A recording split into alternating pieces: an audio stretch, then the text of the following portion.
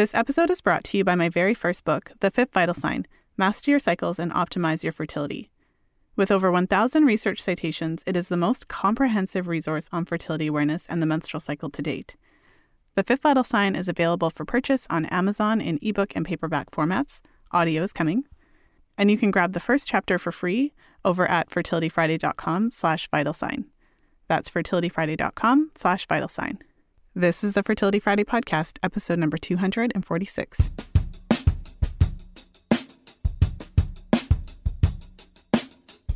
Welcome to the 246th episode of the Fertility Friday podcast. Thank you for joining me today. I'm Lisa from fertilityfriday.com, and this is your source for information about the fertility awareness method and all things fertility.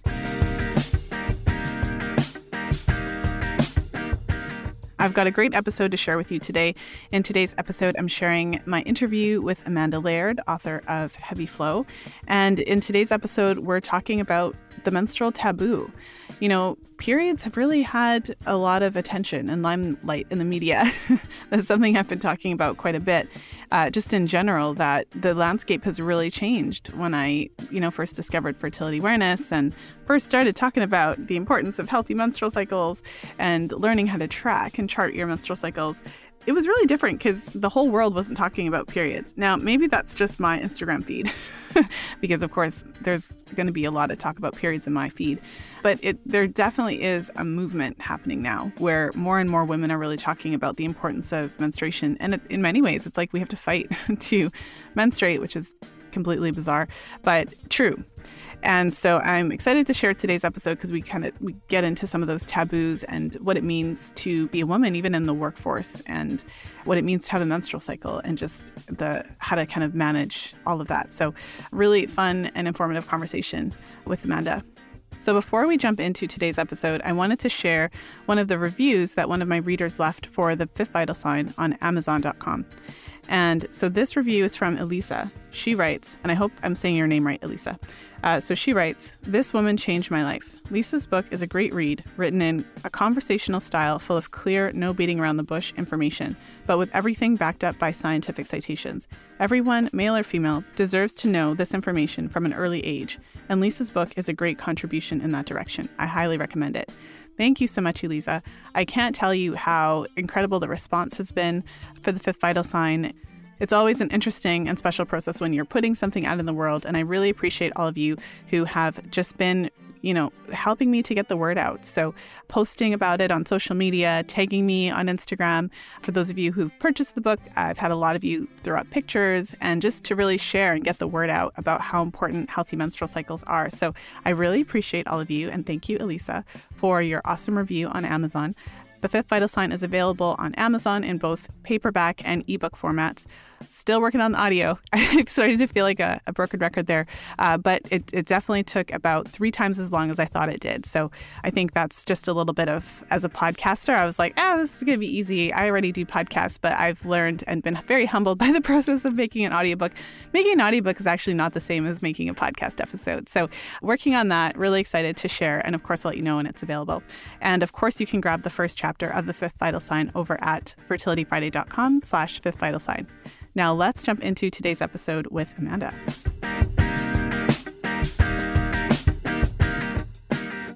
And today I'm very excited to welcome Amanda Laird to the podcast. Amanda is a registered holistic nutritionist and host of the Heavy Flow podcast, a weekly podcast dedicated to periods, reproductive health, and other taboo health and wellness topics.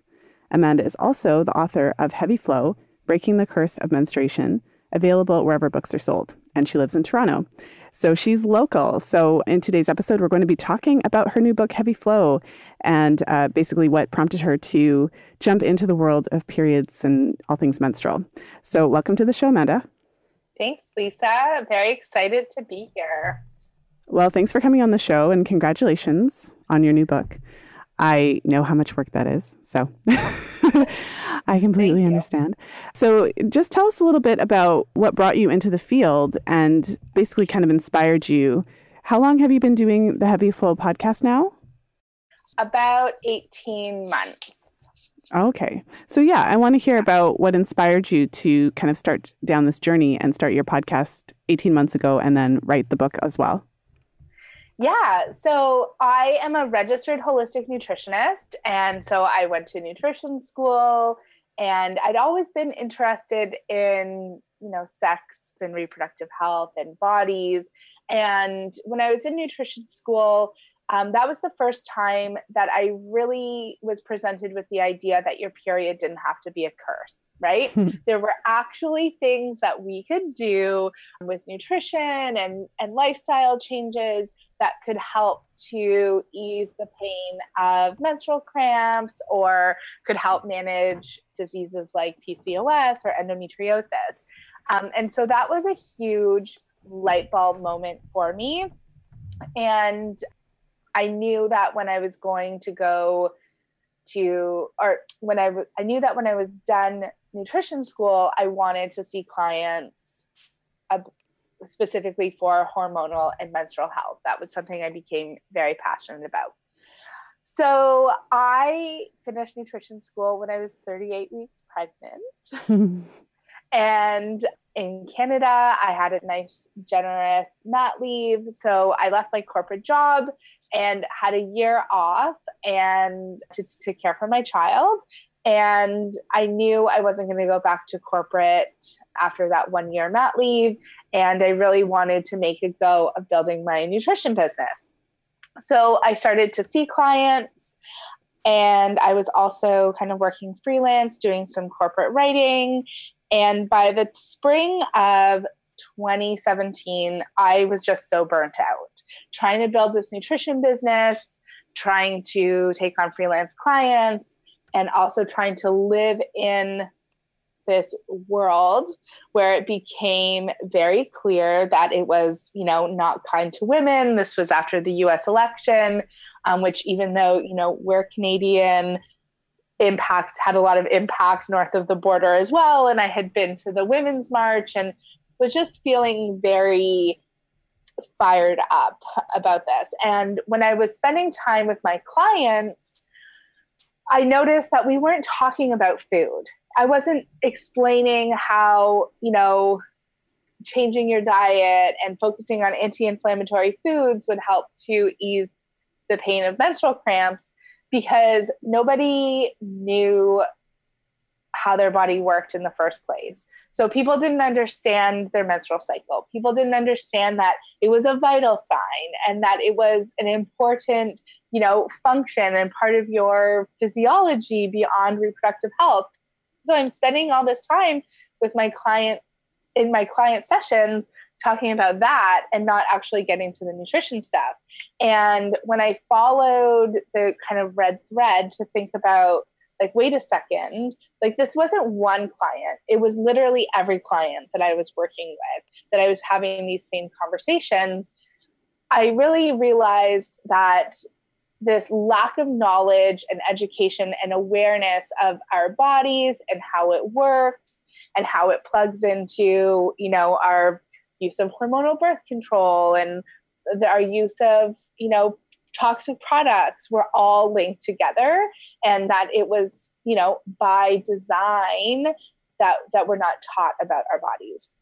So that's where the idea for the podcast really came from, because I was feeling a little bit burnt out building this nutrition business, really seeing this gap in knowledge and awareness. And I was looking for something fun to do. So it started out as something just for fun, and then it really grew from there. Mm-hmm. Well, thanks for taking us through that. I mean, I feel like we're in an interesting time in the world. I feel like the conversation about the menstrual cycle and the importance of it and just kind of women really starting to recognize what we're not being taught and all of that. I feel like this is a really interesting point in history where we're actually having these conversations. Whereas within the last, even just within my kind of trajectory within the last 20 years or so, it wasn't at the forefront, that's for sure. Yeah. So it's really important. And that's one of the things, I've really done a lot of reflecting, being that we're recording this kind of shortly after the new year. And just, you've probably kind of felt a similar way, but after having kind of been in this field for so long, almost 2 decades, I feel like we have made progress, but considering how much time has passed, I feel like it's not really enough. Like, I feel like we're still, like, we're further along. We can't deny that. But it's like most women still have no idea. And that's a problem. So let's talk a little bit about some of the topics that you talked about in your book. I'd like to hear your take on the concept of, the period as taboo. I know a long time ago when I was going through my like post high school kind of like, I don't know what you would call it, but that like moving out the house, going to university and like discovering feminism and, all of that. I read this book called The Curse, and it was really neat. Like, I mean, it's still available, but it was really neat because it just had all these newspaper clippings, and it really challenged the advertising industry and how it portrays menses. And at that time for me, it was all really new. And that was like really eye-opening for me just to really consider how we're taught to think so negatively of our period. So I'd love to hear your take on it. Yeah. And so I know that book, and I spent a lot of time with that book when I was researching and writing Heavy Flow. And, I have to say, I write a lot about kind of the history of taboo and how menstruation is really positioned in our culture. But I do have to say that from a personal perspective, I have never really felt that. There's times, I write about this in the book, times when I had leaks or I was afraid of leaks. And yeah, I definitely felt kind of embarrassed by that and didn't want to be teased. But when I was in high school and a little bit older towards the end of high school in OAC, I'm dating myself here, I was trying to talk about toxic tampons. I was trying to have this conversation. And so I didn't really feel that shame too heavily when I was younger, like when I was an older teenager. But we definitely have been taught from a young age that periods are shameful. There's something that we're supposed to keep secret. And it's not something that until recently there has been widespread mainstream conversation about, and certainly not in a positive light. So, the only times that it was really appropriate to talk about menstruation out loud would be within the context of products, right? So a lot of what we know is taught by product advertisements or sponsoring products, sponsoring education programs in schools. And, they have an agenda. So they're selling us a problem and they're selling us the solution, right?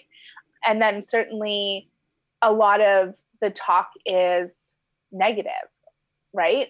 So you see somebody on TV who's acting emotional or what we might call irrational, and there's some crack or a punchline about them being, hormonal or that they're PMSing. And so there really hasn't been until recently a positive conversation around menstruation. And a lot of this is because of advertisers and products. Well, and so, I mean, with that being said, how did you somehow manage to escape that? How did I escape that? How did I break my own curse? I just started talking about it. And I know that sounds like it's too simple, but something happens when you're with a group of women in private. I often joke that it takes only one glass of wine for women to start talking about their periods, right? And there is an appetite for women to talk about this experience because it's a nearly universal experience, right? For, most of us who have a uterus menstruate, right? And yet it's so isolating and it's something that we're supposed to just deal with on our own. And I find anytime you just open the little crack, right? You just crack open a conversation, even a tiny bit, people really will just open up about it. It's actually easy to get people to open it up about it, I think. And so as a nutritionist, when I was trying to attract clients to talk about, having a better period, looking at fertility, looking at these issues that we've always thought were normal, like menstrual cramps or PMS, right? I just had to start talking about it. And in those early days as well, before I started my podcast, I was writing blogs.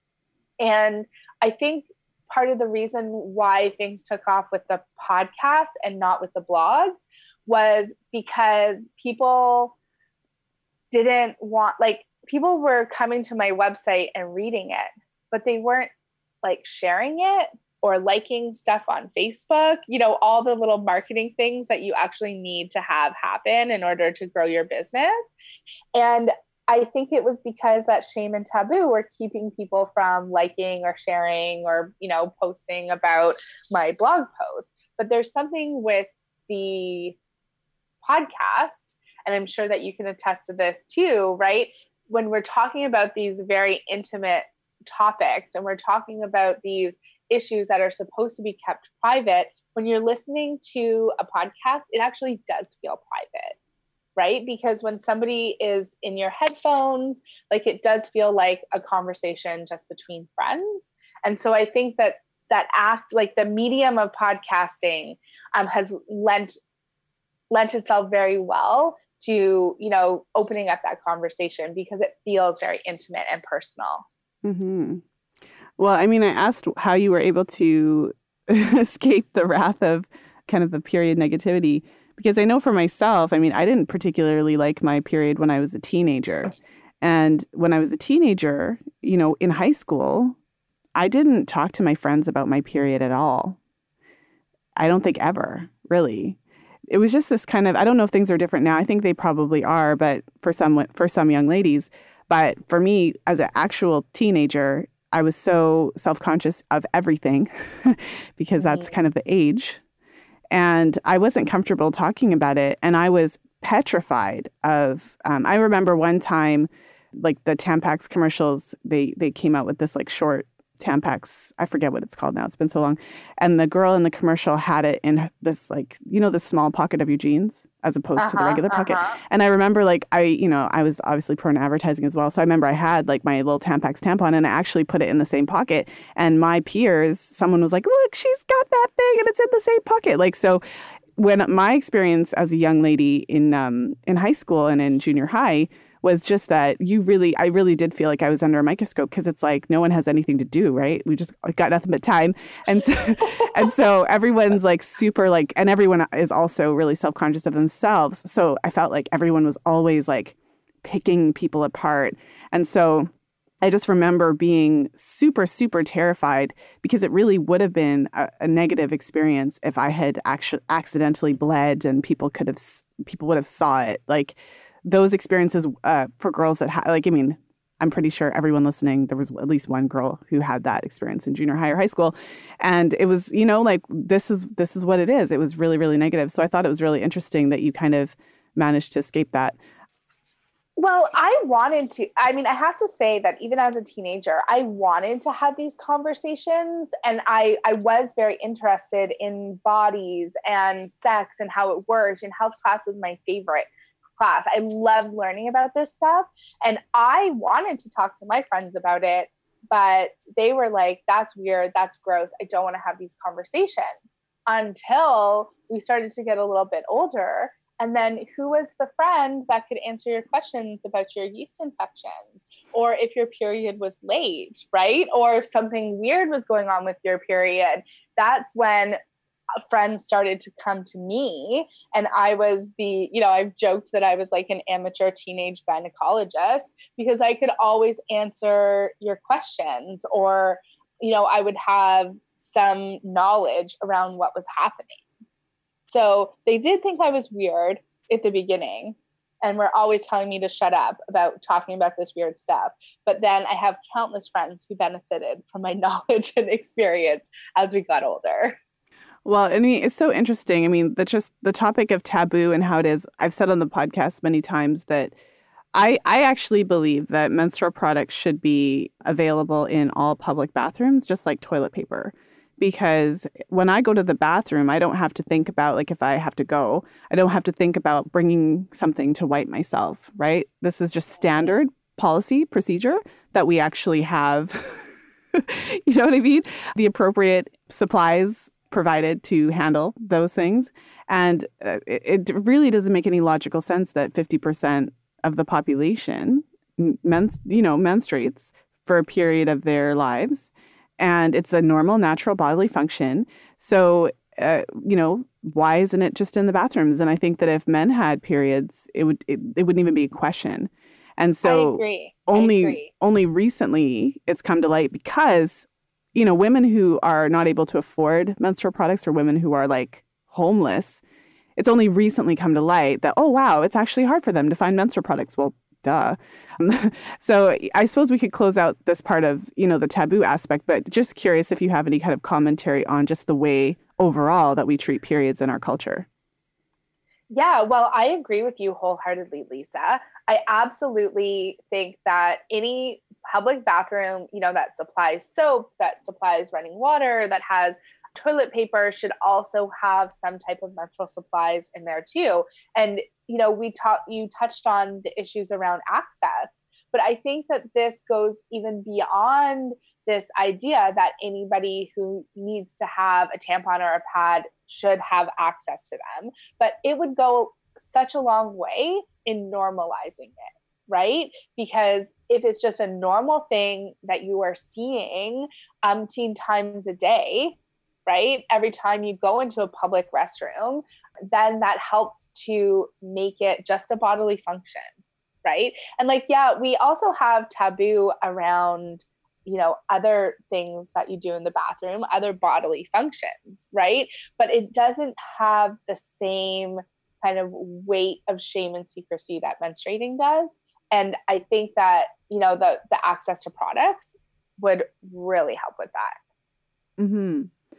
Yeah, no, the more that I think about it, the more I just think it's really fascinating. It's almost like this huge oversight. And that is the fact that you can go to the bathroom and there's never any period products, then obviously the onus is on you as a woman to make sure you have those. And then it enhances this kind of culture of secrecy around your period. So even though half of the people on planet Earth are regularly bleeding, we all need to just pretend like it's not happening. I think that, that speaks to who's at the decision-making table, right? So at some point, a decision was made that there are certain products that need to be made accessible in a public restroom, right? And so when that decision was made, it's unlikely that people who had periods were part of that discussion, right? So that's a huge reason why that was left off the table. And, we talk about, you mentioned at the top of our conversation that, we feel like we've been making a lot of progress. And yes, we should have had more progress by now, and we still have a long road ahead of us. But I think that part of the reason why the time is now for these conversations around menstruation and, access to products is a result of having more women at the decision-making table. And we also have to consider, it's only now that we have more than one woman at a decision-making table, right? So there used to be, back in the 80s, there might be one woman who's, sitting at a boardroom table. Well, now we might have 3, 4, we might have all women, we might have gender parity at a boardroom table, right? And so until now, it also wasn't necessarily safe to have that conversation, because if you're the token woman in the room and you're bringing up access to menstrual products, you're not going to be taken seriously. Mm-hmm.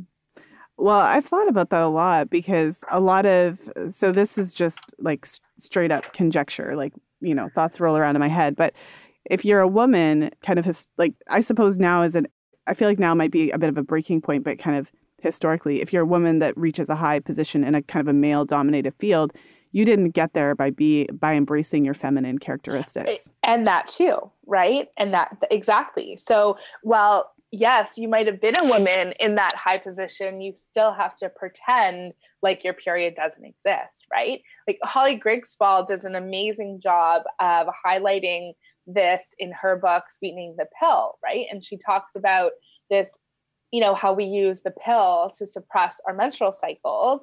And that's all part of the capitalist machine, because we have to be ready for work every day at 9 a.m., right? And we have to just pretend like our bodies don't cycle. We have to pretend like menstruation doesn't exist, pregnancy doesn't exist, right?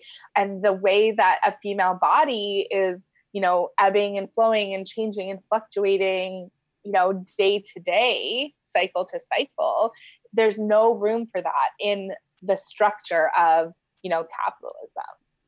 I think that's I felt that in my entire life, I felt that the most strongly after I had my eldest son, because all of a sudden my life was upside down. I had this little person that was up at night, sometimes disrupting my sleep, making me, thus less useful to my boss the following day. I remember the first 4 months that I went back to work, I missed more work than I ever have in my entire life. Mm-hmm. And all of a sudden I really felt like, wow, the workforce wasn't made for me. What am I going to do? Because the demands of being a mother. So what you said about having us trying to fit into this capitalist machine, how do you feel like periods kind of fit into that? Like as a woman, let's say that you do have a really demanding job and you do want to succeed and excel in your chosen profession, but it's kind of diametrically opposed to your natural cyclical nature. How do you embrace your periods in a positive way while trying to fit into this capitalistic machine? I definitely don't have an answer for that, Lisa.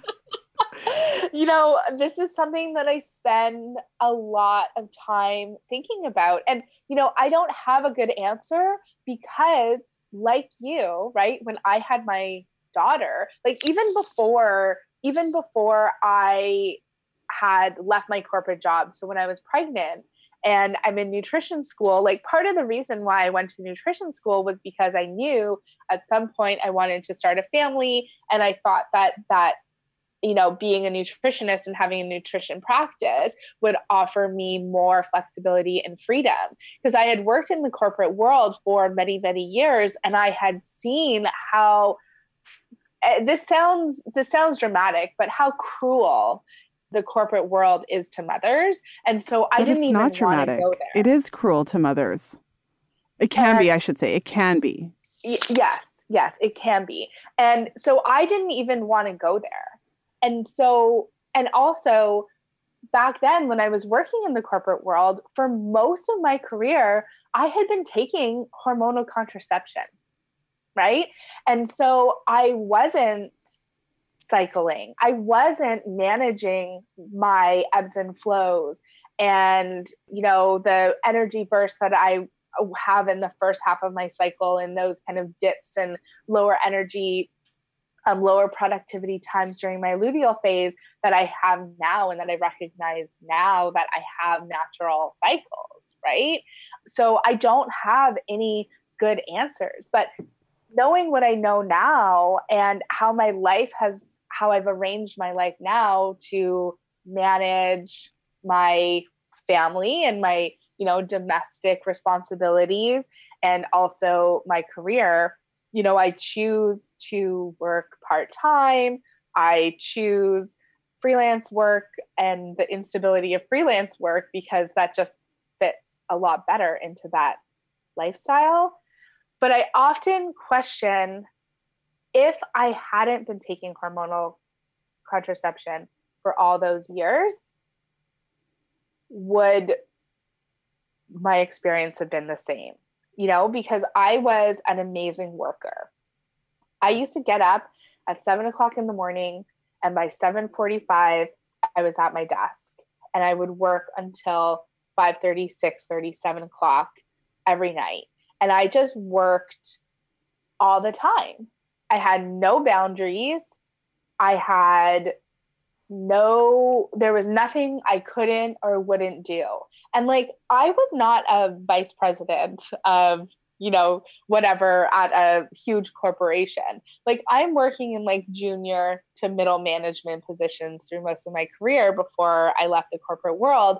And still I felt that pull. And like, I think a lot of that had to do with, proving myself because I didn't have a traditional university trajectory. Also being a woman in the workplace. And then also I question if taking hormonal contraception had something to do with that, because I wasn't cycling, because that part of me that ebbs and flows was suppressed. I just was a super productive worker because of my hormones. I don't know. I can only speculate now, but it is something I think about a lot. Well, I mean, my experience would be similar, but I hadn't, in my adult life, I haven't been on hormones. So the last time I took hormonal birth control, I was probably like 18 or something, or 17 probably. It's hard for me to remember the exact dates because it's been so long. But basically, like, when I kind of set foot into university, is that particular year was the last time I ever used birth control. And I'm a really driven person. I work really hard. And, there have been times like in my 20s when I would be working 2 and 3 jobs and all of that kind of stuff. And I wasn't on hormonal birth control. So I think it's interesting to kind of put that out there, because not all women identify in the same way. So there's a lot of women who, I mean, I don't remember her name off of the top of my head, but the woman who ran the marathon while she was menstruating and like choose to free bleed. Thank you. And that was, I mean, big news, obviously. But for some women, they're going to run a marathon when they're bleeding. And for me, I'm not. So, I mean, even though I definitely like work hard and kind of work all the time, there were times when having a period would force me to because I also struggled with pain for a long time. So there were times when really, even if I wanted to be productive, my body was like, nope, not today. So maybe that was the difference, that I couldn't override it all the time, although I did override it often. But as women, we have that choice. Like, we have the kind of that choice of whether to listen to what our bodies are saying or not. Yeah. And, I kind of downplayed, I totally glossed over the fact that, okay, so now I have, so since maybe the last 5 to 6 years, that's how long ago I stopped taking hormonal contraception. And so I've been cycling naturally for about 5 or 6 years now, although I was pregnant and breastfeeding in between there. And, that's not to say that now I'm not productive. And I kind of downplayed, kind of my accomplishments there, because I said, oh, I only work part-time and I just take freelance contract work, so I'm building my own business, and I've traded that stability for that. But the reality is, like, well, actually, I parent my 3-year-old daughter, and I wrote a book, and I manage the podcast, and I see clients, and I still do freelance corporate writing, and I do all these other things. And so, I still was that highly productive, like, amazing worker. And I still get up early and I still stay up late to kind of work around my, daughter's schedule. So I guess maybe I am just hardwired. But one big difference that I do notice is that when I am, in that second half of my cycle, and or when I have my period, and I have PCOS. And so my cycles are pretty irregular, but my cycles are longer and a little bit irregular, but I still know kind of what my hormones are doing. And on those days where I wake up in the morning and I just feel like my energy is tanked, right? Or I'm just feeling low, or I just don't have it in me to do 1,000 things on my to-do list, I have gotten a lot better at really listening to my body. So there was a time that, even though I was tired or I was bleeding or whatever, I would just kind of push through and still try to achieve that same level of productivity. Now I really try and listen to my body, and I rest. Right. And, sometimes you can do, and I recognize that there's privilege to be able to do that. And sometimes after I get my family out the door in the morning, I might go back to bed, or I'll take a long hot shower, or we were talking earlier about just sitting and having a cup of tea, right? And so I will take the time that I need. And I think that part of the reason why I can be so productive now is when I do have the energy, I'm maximizing that time. And when I don't have the energy, I'm kind of honoring that. Mm-hmm. Well, this is a bit of I feel like we're just meandering. We're taking the conversation where it goes. But there's something that I've been thinking a lot about, and we kind of touched on it, and I just want to highlight it. I know when I was a young lady in university, I made a very specific decision in terms of a career trajectory. Back in the day, I actually wanted to be a lawyer. That was what I wanted to do. And I thought it would be amazing to do human rights law. Surprise, surprise, because I was super, obviously, just incensed with all of the different things and wanted to make a difference in the world in that way. And I talked myself out of that career because I was convinced that there was no way to be a mother and a lawyer. Mm-hmm. And I now, as a grown woman, look back at that, and I think that I could have, I'm not necessarily saying that it's easy for everybody, and I'm not necessarily saying that I would have been happy as a lawyer. But what I'm saying more so is that there's kind of this narrative that if I want to be a mother, I have to choose between my career. Like, I can't have a career and be a mother. For those of us who have to actually, for those of us who have to earn an income in order to support our families, right? It's interesting because what I found is that I think many women make similar choices, meaning you kind of defer away from what would seem like the high power, super intense job for an option that feels like it would be more manageable. But at the end of the day, like if you have a job, you still have to work, right? A certain number of hours in a week. What I found now as an adult, I have a lot of friends that are in really high powered kind of corporate positions, and they don't necessarily work more hours than I did when I was working, in my various kind of positions. So I just wanted to point that out because I feel like you said something similar, like corporate isn't nice, isn't kind to mothers, and I didn't want to be in that environment and all of that. But there are women who do it. And if you're working in a high power job and you're actually making a decent salary, you might end up being in a position where you can actually afford some help or just organize your life in a way that does suit being a mother. And I just wanted to put that out there because I know for me as a young woman, I didn't see that possibility. Yeah, I definitely agree with you. And, I had this conversation actually earlier this week, and just with a friend of mine, and she had felt like she was an accountant, and after she went back to work after her mat leave, she really struggled with being able to kind of keep up with working in an agency and getting those billable hours, and also managing, her son being homesick from school and all these different things. And so she kind of started her own thing too.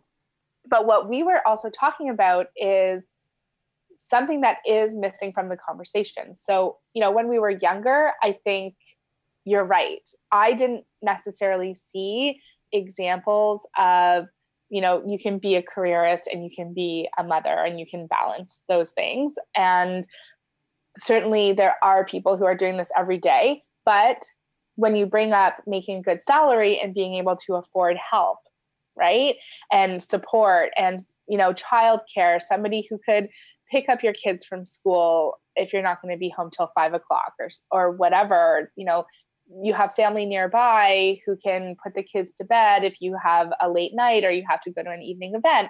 Like, I think a big part of the conversation that is missing is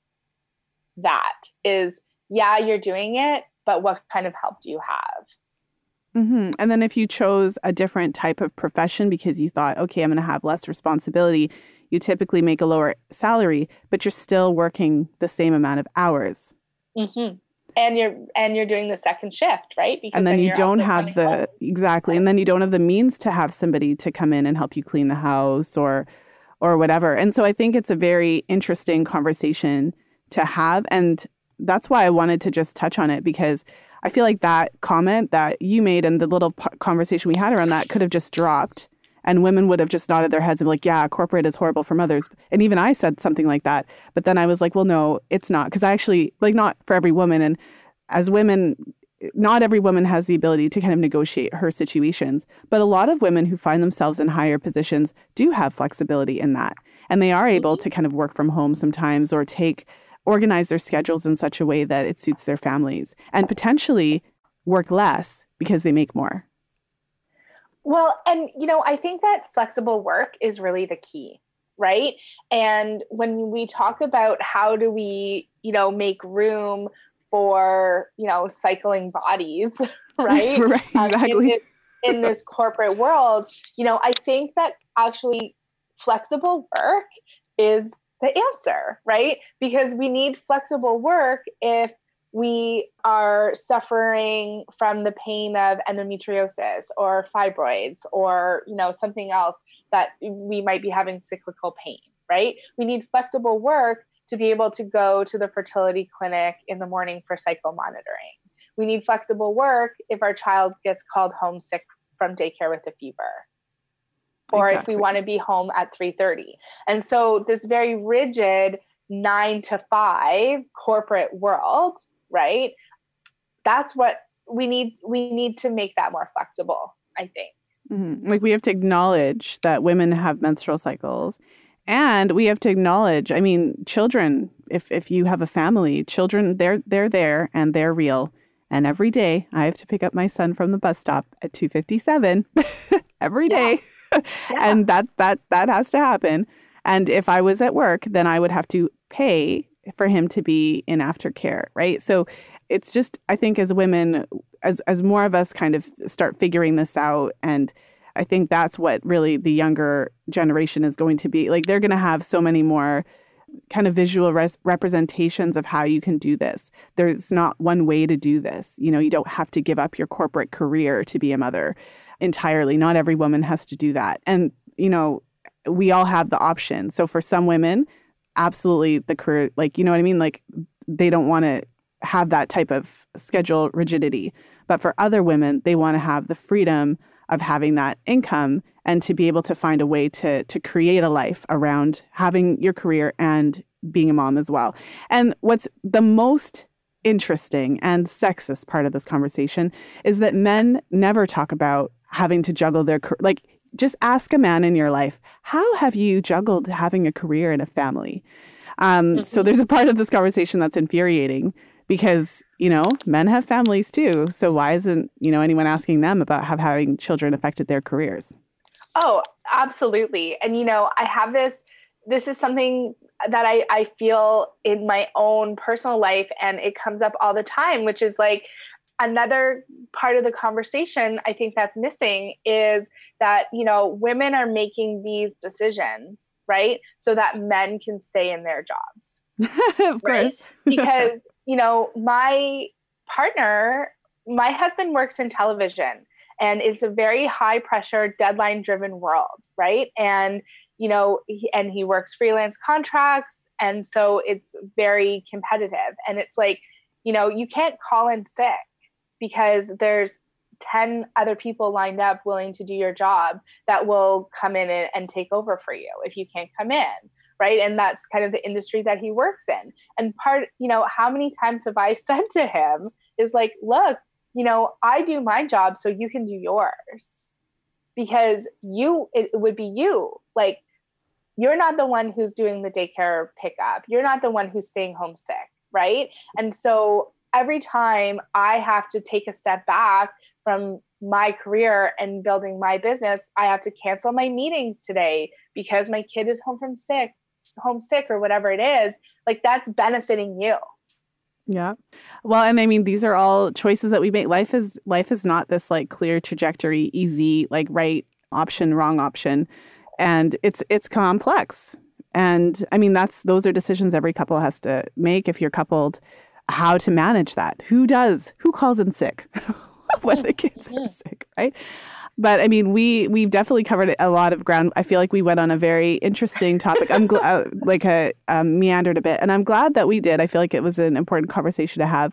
So let's kind of tie it back as we kind of close it out and bring it back to kind of the central message of your book. I mean, the book is called Heavy Flow, and I know the whole book isn't about menstrual taboos, but I started there because that was a part of it. And just kind of that message of embracing your cycles and recognizing that not only is it normal to have cycles, but also to have healthy ones and all of that. So maybe kind of close us out with some just how your book relates to this meandering conversation we had today.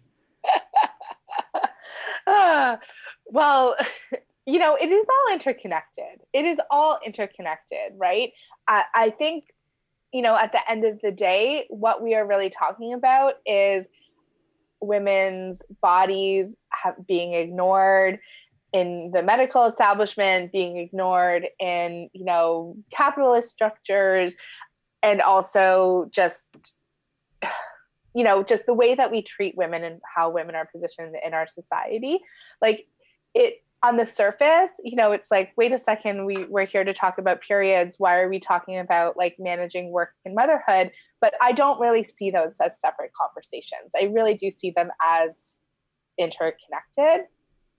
Mm-hmm. And now I've forgotten your question. Well, one of the topics that you covered in your book was how to talk to the next generation.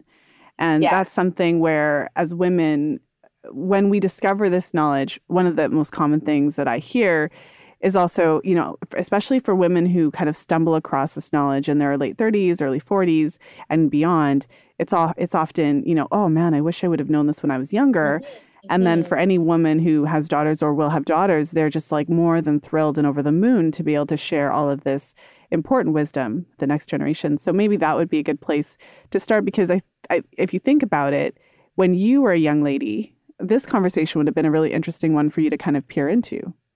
Yeah, absolutely. Absolutely. And I'm glad that you brought that up, because I do feel like how we talk to the next generation about menstruation and cycles and fertility and menopause, like this is really the key to breaking the curse, right? And although my book is designed for, it's not designed for a 12-year-old who is meeting their menstrual cycle for the first time. It's really for women who have had their period for some time. They're probably in their 20s, 30s, 40s, and they're looking to take the health of their menstrual cycle into their own hands and understand more about their own body. But it's important, that we think about what we're passing on to the next generation, because if you feel like you're ashamed of your period, if you don't understand that your period is, an important vital sign, and that your menstrual cycle is important beyond baby making, right? Then what are you going to teach your daughter about menstrual cycles? You're just going to be passing on these same old myths and misconceptions and taboos that we learned, right? Because of the secrecy and the way that, we don't have this widespread mainstream conversation around menstrual cycles, or at least we didn't until, very, very recently. And even still, I think that for people like us who are like getting the Google alerts for menstruation, things like that, we might also think that conversation is more widespread than it actually is. But if we're passing down these myths and misconceptions, we're not going to break that curse, right? And so what's going to happen when our daughters are 16 years old and they're experiencing very painful periods, and the doctor, suggests hormonal birth control as the only way to control that, right? If we don't know that could have consequences, and that may not be the best path, right, for treating that, or that may have consequences down the line, then we're just going to agree to that. So we really need to break our own curse and understand our own cycles, understand the importance of it, so that we can be passing down those more positive those more positive benefits to menstrual cycles. We can say you don't have to be ashamed, right? You can ask your friend for a tampon or a pad or whatever. You can touch your own body using a menstrual cup. We have to think about what we're passing down. Mm-hmm. Well, I think those are incredible words to end on. Well, thank you so much for being here, Amanda. This was a fun conversation. Yes, my pleasure. Always fun to talk, Lisa. Mm-hmm. Well, and so tell us where the listeners can go to get your book and just for more information about what you do. Absolutely. So the book is available wherever books are sold. And if you want to find out about me and my work in the Heavy Flow podcast, you can visit me at amandalaird.ca. And I'm also at Amanda Laird on Instagram, Facebook, and Twitter if you want to follow on social. Perfect. And we will link to all of those places in the show notes page. So thank you again for being here. Thanks. It was great. Thank you for listening. If you enjoyed today's show, please share it with a friend. You'll find the show notes page for today's episode over at fertilityfriday.com/246. I hope that you enjoyed my interview with Amanda today. It was really just great to have a chance to talk about some of the menstrual taboos and also to talk about how, as women, we have to fit our menstrual cycles into our lives or fit our lives into our menstrual cycles or whatever the case is, and really have that conversation about how being a cycling woman has an impact in the workplace and how we interact with all kinds of different scenarios and how it diametrically opposes the way that our culture looks at work and just in general. You know, the model of, if you think about the workplace, the model of the workplace is based on the male circadian rhythm in the sense of you get up in the morning, you work all day, you come home and repeat forever. Whereas with the female cycle, there's times in the cycle where we have more energy, less energy. And in many ways, you know, it almost seems unreasonable to expect to have your workplace accommodate for those types of things. But really, I feel like it reflects how all of that was designed from the beginning and how women have kind of been put into that situation. It wasn't really designed for us. It wasn't really designed for women who have children. And as I mentioned earlier in our conversation today, I know for me, it really hit me. It didn't hit me until I had children that the workplace was never designed for me. You know, it was when I was a single woman before I had any children, I was able to work all the hours. I was able to, if I had period pain in my early 20s, I would medicate myself and just keep going and just do what I needed to do, and not really. It wasn't always ideal, but you just kind of make it happen. I found that when I had children, that became a little bit more challenging because that degree of surprise when you have children, you don't know how often they're going to be sick or how often you're going to have to stay home or when there's going to be a snow day at school or something. And all of a sudden you have like a snow day at school and your child isn't going to be there and you have to kind of find alternative arrangements or, childcare issues and all of those types of things. So it just really puts into perspective. I really liked the way that Amanda spoke about that in terms of the flexibility in the workplace. And really that's what a lot of us are wanting now, to have that flexibility to say work from home or to work different hours where it's not always 9 to 5. One of the things that occurred to me after I had, my first son was when you work 9 to 5, you're away the whole time your children are awake, especially when your children are small. My kids have always gone to bed pretty early, so we're putting them to bed at like 7 o'clock now that they're a little bit older, maybe more like 8 o'clock, but it really hits you when you have, your 1-year-old at home or 2-year-old at home and you work all day and you come home and you really get like an hour with them, depending on your work schedule and your commute time and all of that kind of stuff. So just a lot of things to consider. And so, yeah, it was a really great conversation and lots of important nuggets came to light. So I just want to thank you once again for tuning into the podcast, for, supporting the show and sharing the show with your friends. I always see you tagging your friends on social media, and I hear a lot of women who have found the podcast because of a recommendation from a friend. So I really appreciate all of you for supporting the show and for getting the word out there, because these are really important conversations and it makes such a huge difference in our lives. I can't tell you how many women have reached out to me and, I don't want to sound dramatic, but this stuff changed my life. And really, those of us who are part of the Fertility Friday community, I feel like that's something that we share, where it really does change the way that you look at things. It changes the way that you interact with your body. It changes the way that you interact with your partners. It changes just your understanding of yourself in the context of, being a cycling woman and how important the menstrual cycle is for overall health. It really does make a shift in so many different parts of your life that, yeah, it's truly life-changing. So I appreciate all of you for joining me on my quest to share this information with the world. I think we're doing well so far. I feel like it's going well. And so if you haven't had a chance yet to grab The Fifth Vital Sign, you can, purchase the paperback and ebook on Amazon. And you can also sample the first chapter for free over at thefifthvitalsignbook.com. And so with that, I will leave you today to have a wonderful day, weekend, evening, morning, whatever you're doing. And thank you for taking me along for the ride, or if you're commuting or, jogging or walking the dog or whatever you're doing. I appreciate that. And as always, until next time, be well and happy charting.